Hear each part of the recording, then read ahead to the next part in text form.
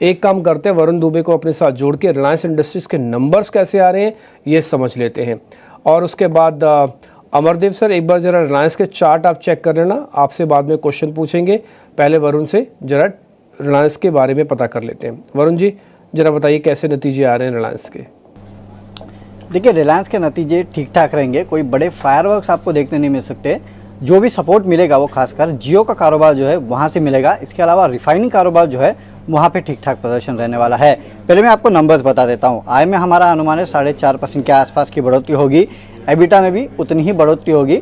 Margin अगर आप देखेंगे तो 16.9% से बढ़ के करीब 17.2% के आसपास आ सकते हैं, यानी करीब 30 बेसिस पॉइंट के आसपास की बढ़ोतरी यहाँ पे होगी। और कंपनी का मुनाफा जो है वहाँ पे करीब 10 से 11% के आसपास की बढ़ोतरी का अनुमान लगाया जा रहा है। 18,337 करोड़ रुपए के आसपास ये आएगा। खासकर जियो का कारोबार अगर आप देखेंगे तो जो टैरिफ हाइक्स कंपनी ने लिए थे इसके पहले, उसका इम्पैक्ट देखने मिलेगा। और यहाँ पे आय और एबिटा में 5% के आसपास की बढ़ोतरी। आरपुर जो है उसमें 6% के आसपास की बढ़ोतरी होगी। 195 से बढ़ के करीब 206 के आसपास जो है इस कंपनी का आरपू जो है वो जा सकता है। जहाँ तक कंपनी के बाकी कारोबार की बात करें तो ऑयल टू केमिकल कारोबार जो है वहाँ पे प्रदर्शन थोड़ा बहुत कमज़ोर ही रहने वाला है, कोई बड़े फायरवर्क्स की उम्मीद वहाँ पे भी नहीं है। रिटेल कारोबार सबड्यूड ग्रोथ रहने वाली है इस बार, नो डाउट। कॉटन क्वार्टर अगर आप देखेंगे तो फेस्टिवल्स की वजह से थोड़े बहुत सुधार होगा, लेकिन साल दो साल अगर आप देखेंगे तो महज आधा 1% के आसपास की ग्रोथ जो है वही आपको देखने मिलेगी कंपनी के रिटेल कारोबार में। पेटकेम दबाव में रहने वाला है। रिफाइनिंग में अच्छी खासी बढ़ोतरी हो सकती है और जीआरएम्स में बढ़ोतरी होगी, क्योंकि इस बार जो सिंगापुर जीआरएम्स है कॉटन वहाँ करीब 38% के आसपास की बढ़ोतरी देखने मिली थी। तो यहाँ पे आप नजर रखिएगा कि किस तरह के जीआरएम्स रिलायंस क्लॉक करता है। बाकी अगर आप देखेंगे ठीक ठाक नतीजे रहेंगे। जियो का प्रदर्शन अच्छा होगा, रिटेल का प्रदर्शन धीमा रहने वाला है इस बार।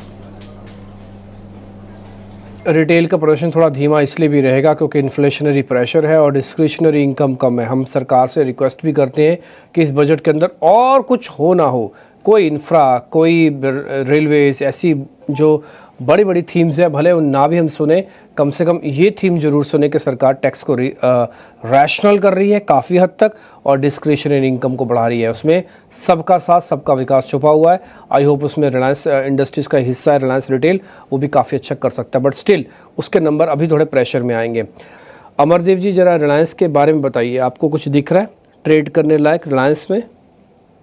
देखिए, रिलायंस की बात करूं तो रिलायंस में ऑलरेडी एक बहुत मतलब शार्प करेक्शन हम लोगों ने देखी है फ्रॉम ऑलमोस्ट 1600 लेवल्स और करंटली अराउंड 1250 के आसपास फिलहाल ट्रेड करता हुआ दिख रहा है। तो मैं ये मानता हूं कि 1180 से और 1170 से 1200 is a very strong support base for Reliance. तो लोअर लेवल्स पे जरूर इसमें बाइंग की अपॉर्चुनिटी बनती है, क्योंकि रिलायंस यदि इस लेवल के नीचे ट्रेड करना शुरू करेगा तो इसका मतलब है कि मार्केट्स में भी हमें एक मेजर करेक्शन देखने को मिल सकती है and there will be some trigger which would be more of global in nature rather than domestic in nature.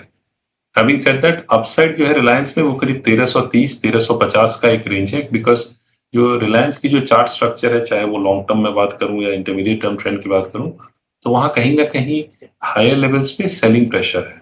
तो 1200 ऑन द डाउन साइड और 1350 ऑन द अपसाइड, ये रेंज में फिलहाल रिलायंस ट्रेड करता हुआ दिख रहा है।